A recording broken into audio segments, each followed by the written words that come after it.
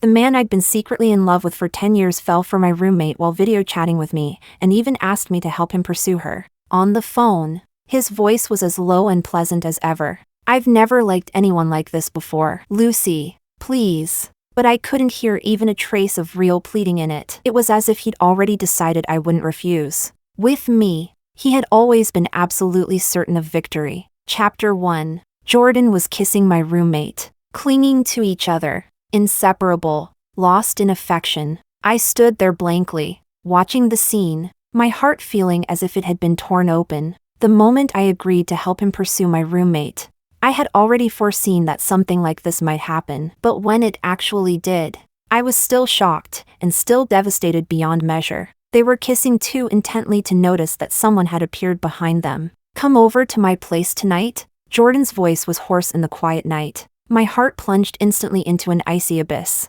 freezing solid because of that single sentence. So they had already reached the stage?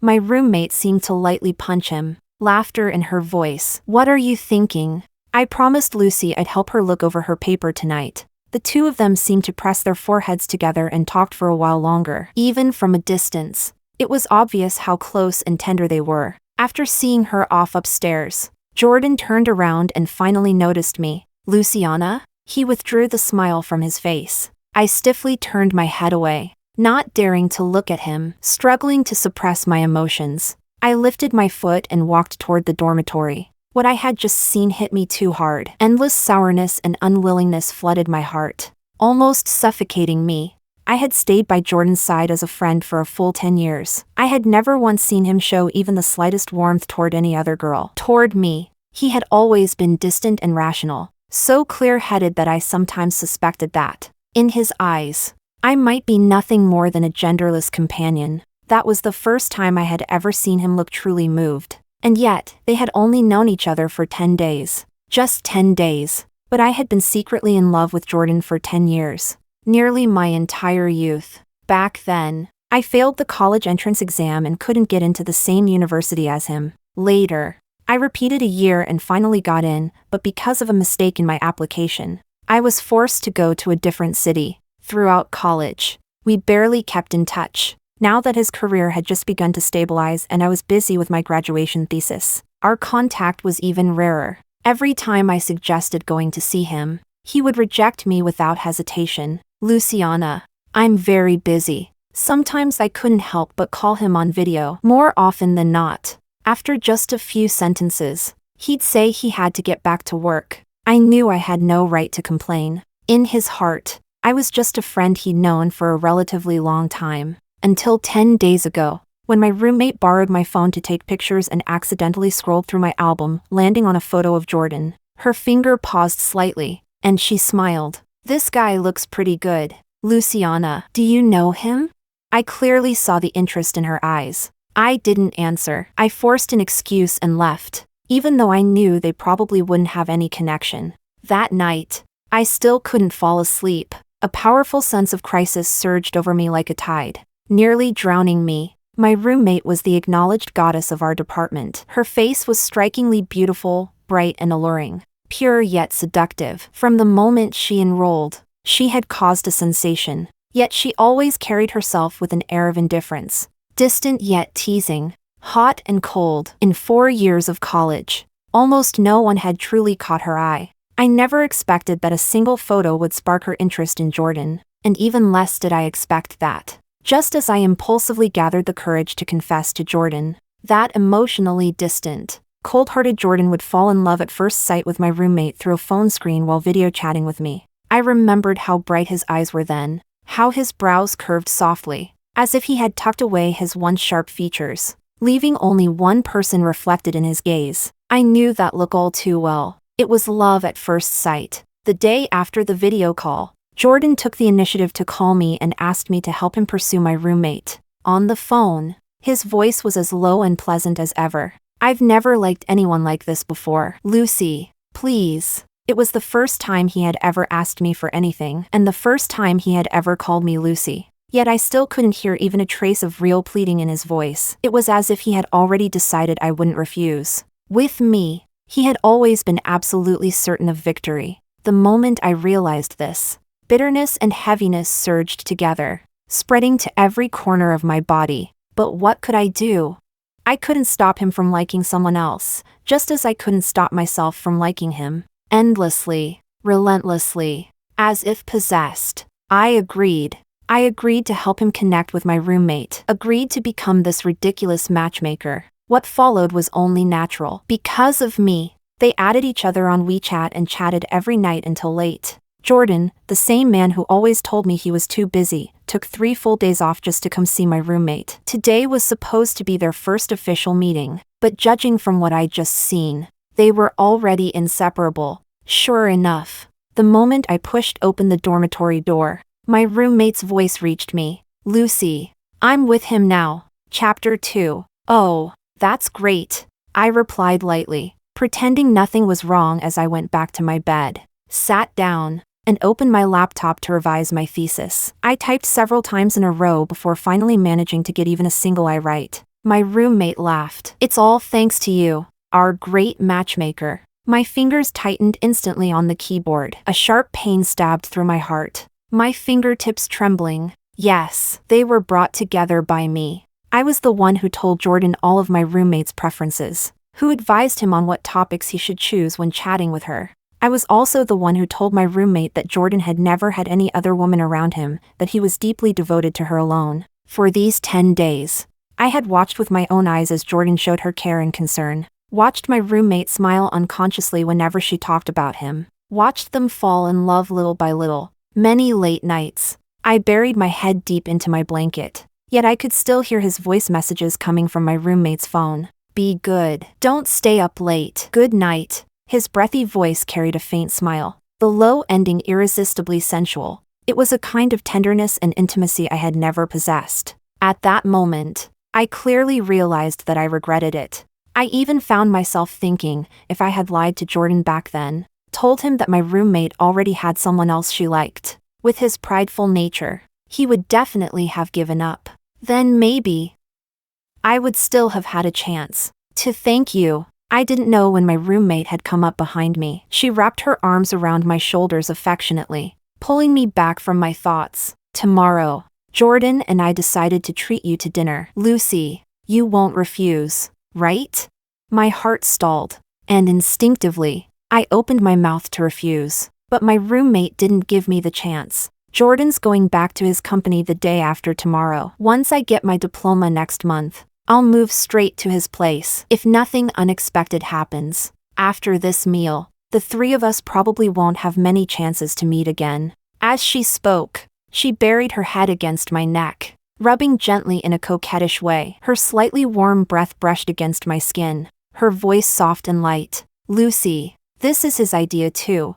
If I still held on to a sliver of wishful thinking last night, then now, I thought I finally understood what Jordan meant. At the hot pot restaurant near campus, the broth bubbled vigorously, steam rising thickly. Jordan was peeling shrimp for my roommate. He lowered his head slightly, his long fingers clean and efficient as he removed the head and tail. Every movement was careful and focused. Suddenly, I remembered Jordan was a germaphobe. He especially hated the sticky, slippery sensation of peeling shrimp. It made him feel sick. Last year, on his birthday, I had taken a 4-hour trip to see him. I bought a cake, clumsily but earnestly cooked a whole table of dishes, and even burned my hand in the process. When Jordan saw the badly swollen back of my hand, his expression was complicated. Luciana, if you don't know how to cook, you don't have to. But before I could say anything, he pulled my hand over and carefully applied ointment to the burn.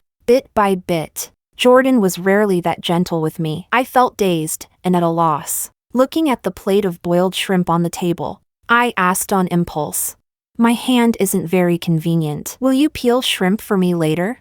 Jordan frowned and refused without hesitation. There was even a trace of reproach in his eyes. "Luciana, you know I'm a germaphobe." Just one sentence, and the atmosphere changed completely. In the past, I wouldn't have cared. But that day, I didn't know what came over me. I only felt a stomach full of grievance, and the tears completely slipped out of my control. In the end, despite my injured hand and enduring a burning pain, I peeled the entire plate of shrimp myself. and Jordan stood by silently watching me. Several times he seemed like he wanted to speak, but in the end, he said nothing. I pulled myself back from the memory and saw Jordan place the peeled shrimp within easy reach of my roommate. He wiped his hands with a wet tissue, then slowly looked up at me. The moment our eyes met, I finally understood. He was doing it on purpose, just for me to see. The place where I'd been scalded last year had left behind a small scar, and it had also left a rift between him and me. Now, Jordan was personally tearing that scar back open, sprinkling salt onto the raw, bleeding wound. His goal was to make me give up completely. He had long known how I felt about him. He knew I didn't see him as just a friend. He invited me to dinner and peeled shrimp for my roommate right in front of me. This was his way of telling me not to indulge in wishful thinking, not to interfere with his life anymore. Something in my chest gave a sharp twinge. I lowered my head, avoiding his gaze, the hand holding my chopsticks trembling slightly. The meal felt unbearably long. No matter how openly affectionate they were, I kept my head down and barely spoke until sudden noise erupted above us. I looked up and saw a guy with a flushed face apologizing to Jordan. The gist was that his table had been playing Truth or Dare. He lost and had to add the WeChat of the prettiest girl present. He hadn't known my roommate already had a boyfriend. Jordan's expression darkened, but he couldn't lash out in public. The guy, knowing he was in the wrong, apologized a few more times and left awkwardly. I turned my head to look at my roommate. She had always loved hot pot, though she couldn't really handle spicy food. Now her beautiful face was faintly flushed, beads of sweat forming on her smooth forehead, her lips looking especially soft and alluring. Many eyes around us lingered on her, openly or not. Several guys still had restless, eager looks in their eyes. Out of the corner of my eye, I caught sight of a tall, straight figure slowly walking toward us. The corners of my lips curved upward. The knot of heaviness in my heart seemed to loosen a little. Youth really was fearless. Even after seeing what happened before, someone still wanted to try their luck again. Something stirred in me when I glanced back at Jordan. Sure enough, his expression had darkened once more. Suddenly intrigued, I simply put down my chopsticks and lifted my arm, adopting the posture of someone ready to watch a show. Then I saw the guy, when he was only a meter away from my roommate, take a long step, bypass her entirely, and walk straight toward me. I jumped in surprise. He stared straight at me, his eyes bright. He looked a little nervous, but his smile was clean and sincere. "Senior, can I pursue you?"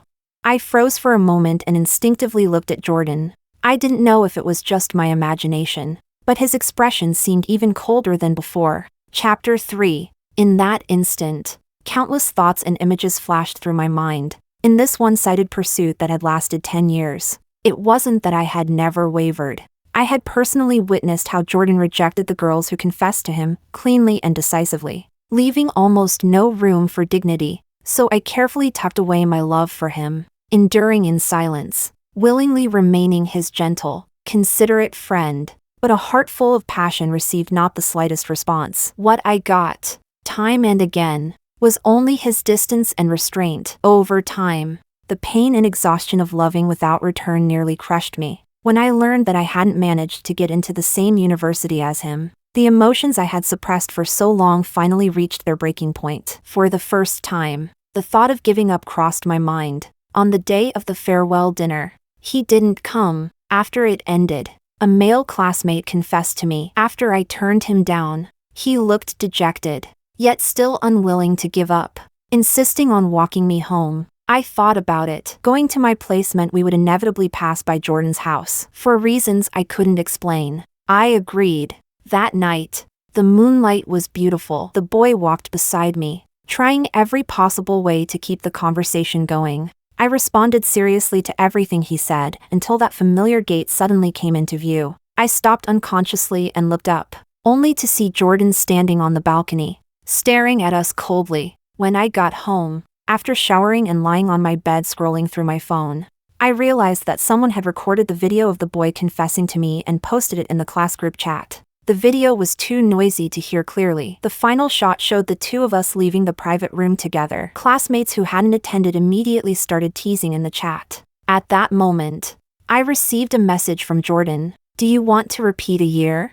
I instantly understood the meaning beneath his words. He wanted to attend the same university as me. even though he didn't spell anything out. To me, this was a signal he was sending. My heart felt like parched land finally meeting rain. Yet at the same time, there was a dull ache. He always seemed to be like this, after I slowly accumulated disappointment. He would give me hope again. So now, at this moment, when he already had a girlfriend and was determined to use this dinner to draw a clear line between us, what did the signal in his eyes mean? As this thought crossed my mind, my breathing stalled slightly. Just as I tried to look more closely into his eyes, my roommate suddenly turned sideways, blocking part of my view. She took his hand and interlaced her fingers with his. Jordan seemed to freeze for a moment, then lowered his head to look at her. The sharpness in his brows and eyes softened completely. At that instant, I suddenly realized that the very last trace of hope deep inside me had been utterly destroyed. Strangely enough, my heart felt calmer than it ever had before. I lowered my eyes, withdrew my gaze, and looked at the boy standing opposite me. Caught off guard by our sudden eye contact, he grew even more nervous and stammered as he repeated himself. Senior, why you? Can you pursue me? The crowd burst into laughter at his words. He clearly still hadn't realized what he'd said. Someone who knew him teased with a smile. Pablo, you're the one confessing. Why are you asking her to chase you?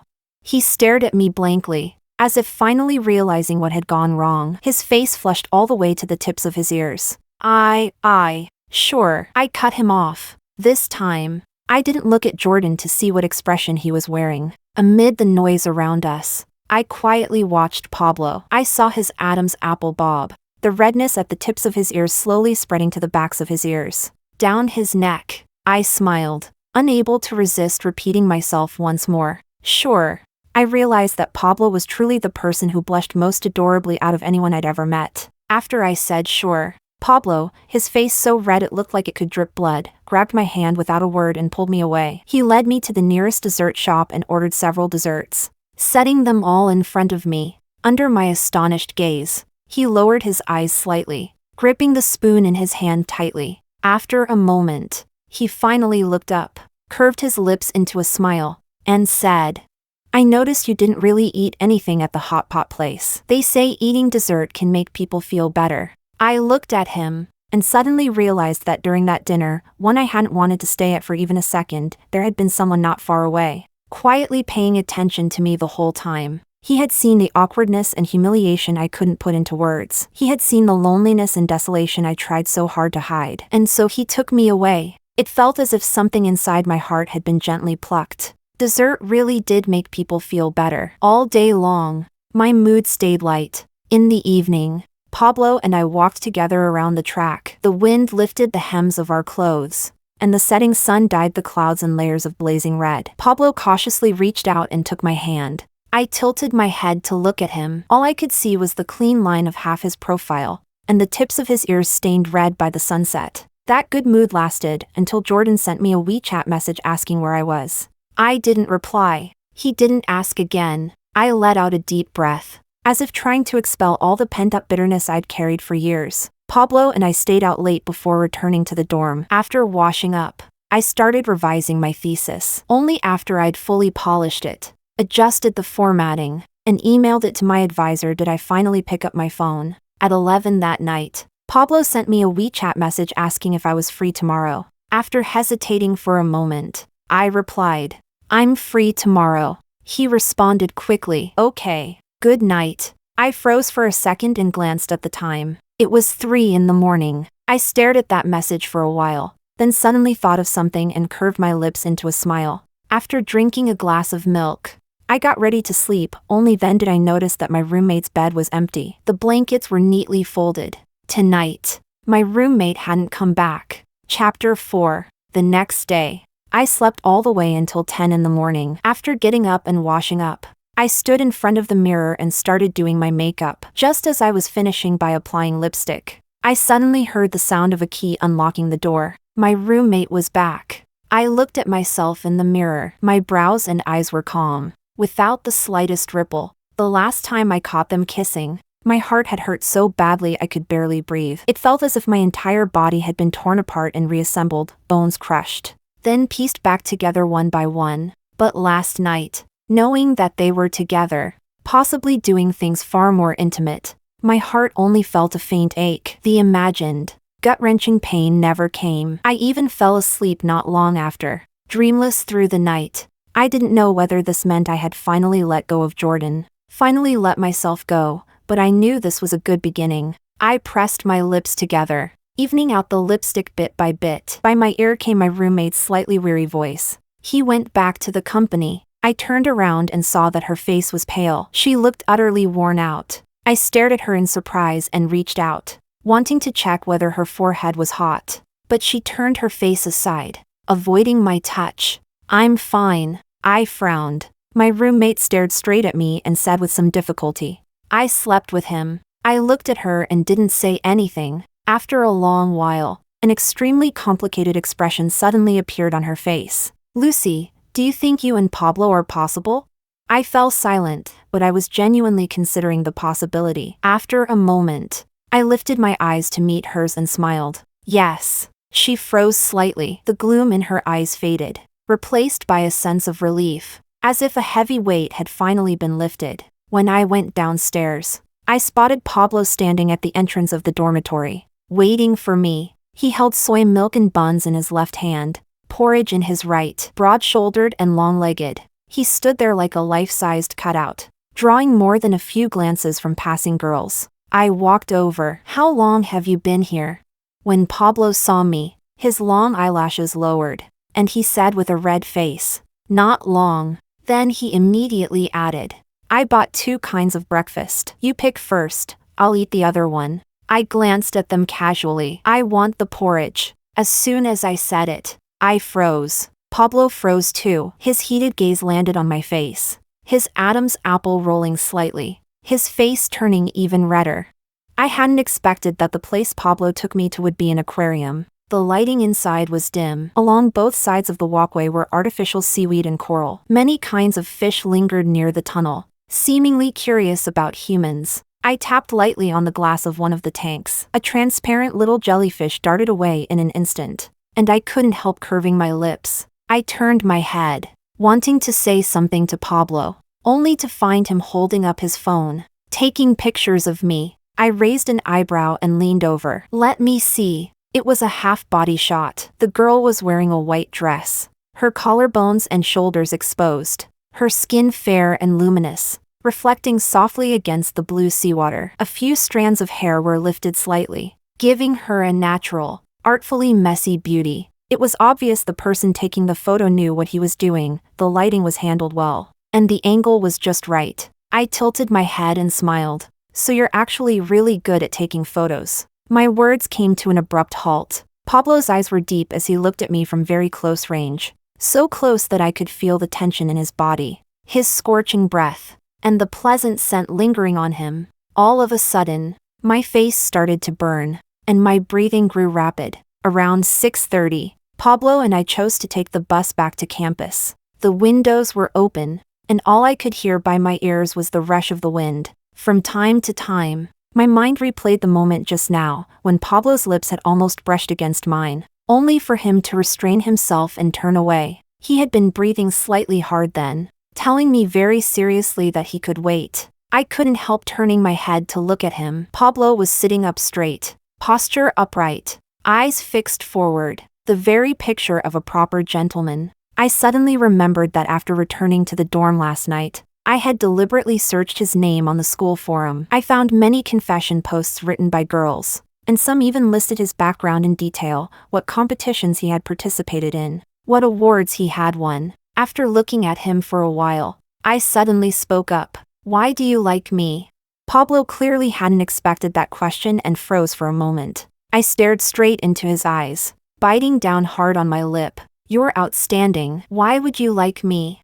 Pablo's handsome brows knitted tightly together, his expression serious in a way I had never seen before. "Senior, why would you think that?"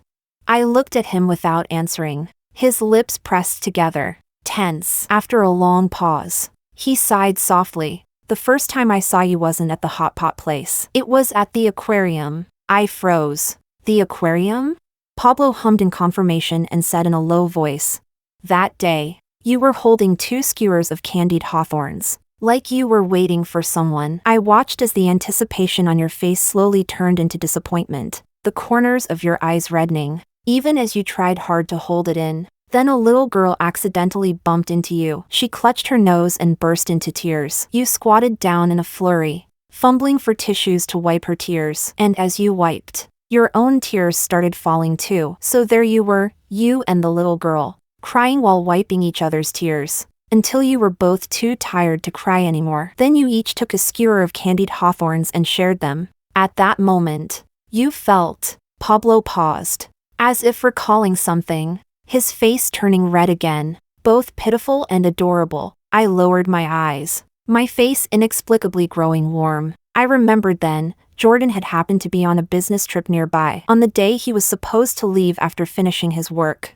he had promised to spare some time to go to the aquarium with me. I waited for him for a long time, full of joy and anticipation. What I got instead was a WeChat message canceling at the last minute. Sorry, I overslept. I'm afraid I'll miss the high-speed train, so I'll head back first. Jordan had never disrupted his plans for my sake. I lifted my face and looked at Pablo, never expecting that he had known me since back then. Pablo met my gaze openly, his eyes gentle. Later, when the department held a special lecture, I saw you speaking on stage. That's when I learned you were a year ahead of me, Luciana from the finance department. By the time I got back to the dorm, it was already past 9 in the evening. The lights were off, and the room was pitch black. My roommate seemed to have gone to bed unusually early. I didn't turn on the light either. I closed my eyes, buried my face in the pillow, and the emotions surging inside me were almost impossible to control. It was only today that I realized, during all these years of chasing after Jordan,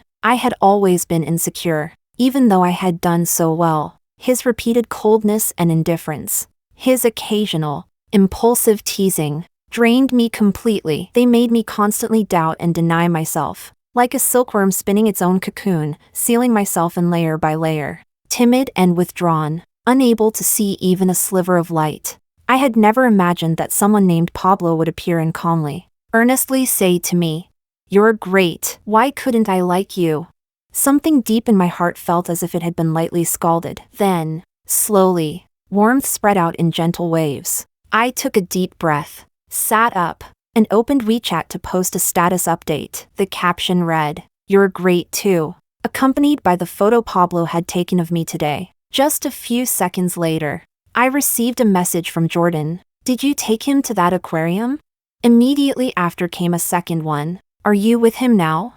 Chapter 5. The questioning in those two messages was unmistakable. There was even a trace of subtle jealousy in them. My heart skipped a beat. The next second, Jordan called directly. Staring at the number on my phone screen, the one so familiar it felt carved into my bones and etched into my heart, I frowned. In the past, I could be happy for half a day just from receiving a perfunctory WeChat message from him. Now that he was calling me of his own accord, I instead felt a strange sense of resistance, as if I had lost even the interest to talk to him. I looked at that string of numbers for a few seconds, lowered my eyes in silence, and pressed hang up. The phone rang again several times, and I rejected each call without hesitation. After it happened a few times, I grew impatient and typed back, "I'm in the dorm right now. Your girlfriend is sleeping." That sentence seemed to flip some kind of switch. Jordan finally went quiet. In the days that followed, Pablo and I grew closer and closer. We ate together every day, studied in the library, took walks around the track, and went to see newly released movies. Gradually, I became more and more comfortable with him. By now, even sitting in silence didn't feel awkward, but when we talked, we always had endless things to say. Our relationship was exactly that kind where only a thin layer of paper separated us, never quite pierced. In contrast, something seemed to have gone wrong between Jordan and my roommate. I rarely saw them on the phone anymore, and that former clingy sweetness faded away like a receding tide. On the surface, my roommate acted as if nothing was wrong, laughing and chatting as usual, but several times late at night, I heard her suppressed sobbing. I could more or less guess the reason. After hesitating again and again, I removed Jordan from my blacklist and called him. The call connected quickly. Hearing his slightly hoarse voice, all the lines I'd prepared got stuck in my throat at once. He said, "Luci, You finally agreed to take my call. I froze for a moment. Those words, I used to say them to him all the time. Back then, my tone had been far more cautious, far more helpless, as if I had carved my pride and dignity out of my very bones, crushed them inch by inch, and humbled myself down into the dust. Fortunately, someone had appeared in time and pulled me out. Pablo's refined, gentle face flashed through my mind, and without realizing it, the corners of my lips curved upward. Luci, are you listening? Jordan's voice grew even hoarser. I snapped back to my senses. What did you just say? There was silence on the other end. After thinking for a moment, I said calmly, Jordan, I liked you for 10 years. A heavy breath came through the line. After a while, Jordan finally spoke. I know, even though I had long guessed it. Hearing him admit it out loud still made my chest ache sharply, as if something blunt had pierced straight through it. Not because of him, but for my own 10 years of unspoken love. Absurd and bitter like a bad joke. I took a deep breath, my voice steady. But after that dinner, I realized I don't like you anymore. Now, all I feel for you two is blessing. And by my side, there's already someone I want to hold on to and never let go. I sighed softly and continued. Jordan, we should both cherish the person beside us. This time, Jordan was silent for even longer. So long that I thought he wouldn't speak again until he finally asked. Slowly, in a tone that sounded both certain and faintly relieved. Luciana, are you with him just to get back at me? Chapter 6. Jordan's words left me feeling stifled and uncomfortable. It wasn't guilt, nor the embarrassment of having my thoughts seen through. It was simply a dull, congested heaviness in my chest. I kept thinking, over these 10 years, just how humble and devoid of dignity must I have been, for Jordan to so naturally assume that I would sacrifice my own feelings just to get back at him? Even though I blocked him again the moment he said that, the gloom in my heart still wouldn't lift. That night, after Pablo and I finished watching a movie and were almost back at the dorm, that sentence flashed through my mind again. I lost focus for a split second, tripped over a stone, my knee buckling as I nearly fell, only to be steadied by a pair of hands gripping me firmly, meeting Pablo's worried gaze. I curved my lips into a smile at him. Just then, a sharp pain suddenly shot through my ankle, and I instinctively sucked in a breath. You twisted it? Pablo frowned. I nodded. He helped me over to a nearby bench and sat me down, lifting my foot to check the injury. Luckily, it's not dislocated. Senior, I'll rub it for you. Before I could even react, a cool sensation spread over my ankle the next moment. He gently held my ankle, his fingers kneading in a soft, steady rhythm. A faint tingling spread, and I let out a short, involuntary gasp. Pablo suddenly paused. From my angle, I could see his Adam's apple roll slightly. My face couldn't help but heat up. Gradually, the pain in my ankle eased. I heard Pablo ask in a low voice, Senior, does it still hurt? And no, it doesn't anymore, I spoke, only to realize my voice had gone a little hoarse. Pablo seemed to smile faintly. He gently set my foot down, then lifted his head to look at me. Under the moonlight, his eyes were deep, his nose bridged straight, his lips vividly red. His gaze was open and focused. I looked at him, and a thought suddenly surfaced in my mind. Oh no, I didn't know who moved first, or who responded to whom, but in the blink of an eye, my arms were already around his neck, and his hands were steady at my waist. This was the first kiss between us. I didn't know how long it lasted. He eventually pulled back slightly, breathing hard, his gaze burning as it landed on my face. Hot enough to melt me. Luciana. At that soft murmur, some invisible nerve in my mind snapped cleanly with a sharp crack. I parted my lips, about to say something, when suddenly my arm was seized by a large hand, yanking me forcefully up from the bench. I let out a soft cry of pain. Turning my head, I found myself staring straight into a pair of familiar, bloodshot eyes. Chapter 7. To be honest, seeing that it was Jordan really surprised me, especially with his face livid, his eyes filled with shock and fury, as if I had done something unforgivable to him. I only found it absurdly laughable. He had grown used to my 10 years of constant devotion, used to my giving without expecting anything in return. Now that I was no longer humble or compromising, now that my eyes no longer followed him, He suddenly felt uncomfortable. What was even more ridiculous was that he could distance himself from me, ignore me, draw clear boundaries, yet he couldn't tolerate me being the one to let go, to pull myself out of that hopeless obsession. It was as if he couldn't stand to see me doing well. The arm Jordan was gripping began to ache. I glanced down. Sure enough, it was already red. I tried to move my arm, but he tightened his grip instead, leaving me no chance to break free. He stared at me for a moment. Then his gaze shifted, turning viciously toward Pablo. Intense emotion churned in his eyes, as if he wanted to devour him whole. I frowned and stepped slightly to the side, shielding Pablo behind me. Jordan froze for a split second. His eyes reddened even more. After looking at me for a long while, he finally spoke hoarsely. "Luciana, we've known each other for 10 years. How long have you even known him? And you're already protecting him like this?"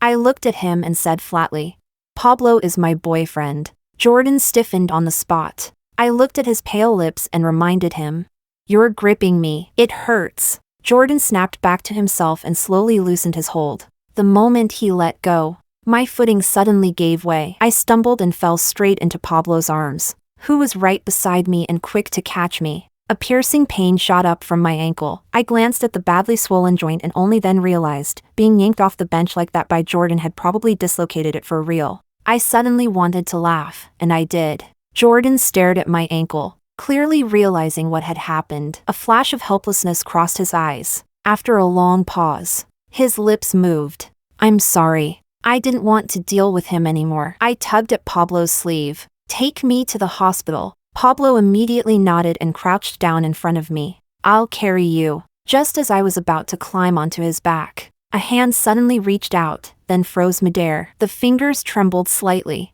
stopping just a few millimeters from my wrist. I looked up and met Jordan's gaze. Those usually cold, indifferent eyes now looked foolish and lost. After a moment, he withdrew his hand and said in a low, hoarse voice, "Luci, I'll drive you to the hospital." I refused without hesitation. "No need, thank you." With that, I leaned against Pablo's shoulder, wrapped my arms around his neck, and let him carry me. When we reached the corner, I glanced back at Jordan. He stood there in a white dress shirt and black slacks, motionless, watching us leave, tall and straight, yet wrapped in an unmistakable air of desolation. We took a taxi to a nearby hospital. The doctor reset the bone, prescribed some medicine to promote circulation and reduce swelling, then calmly swept his gaze over Pablo and me, reminding me to rest well for the next 2 weeks and avoid strenuous movement, all the way until we got out of the taxi. My face was burning red.